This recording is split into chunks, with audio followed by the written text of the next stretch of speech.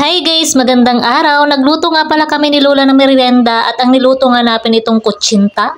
Noong nakaraang linggo pa nga ito at ngayon ko na nga lang na-edit. First time ko nga lamang ang magluto ng kutsinta kaya naman bago ako magluto nito ay nanood muna nga ako sa YouTube. Ang mga ginamit ko nga dyan na ingredients ay all-purpose flour at saka kasaba, lye water at saka syempre asukal. Eto na nga at naluto na ang ating first batch ng ating niluto kutsinta. Ang nilagay ko na nga lang diyan ay cheese dahil wala nga tayong mahanap niyo. Ulit-ulitin nga lang natin hanggang sa maluto lahat ang ating kutsinta. Hinati ko nga pala yan para naman dalawang kulay ang ating kutsinta. Violet nga at saka orange. Ito nga rin yung pinahulaan ko nung nakaraan. Kaya nga lang po hindi ko naintindi kasi nga marami po akong ginagawa at may pasok nga ako sa work. Lalo na nga po pag pang umaga tayo hindi ko nga po naintindi. At meron naman pong nakahula. Dalawa nga po sila at mabibigyan ko po sila ng tig 15 load. Pasensya na kayo at yun lang nakayanan ng lola nyo. Natutuwa naman ako sa pagluto ko nito kutsinta kahit papano ay naging okay naman ang kinalabasan. Ay siya, sige na po, maraming salamat sa panonood. Bye!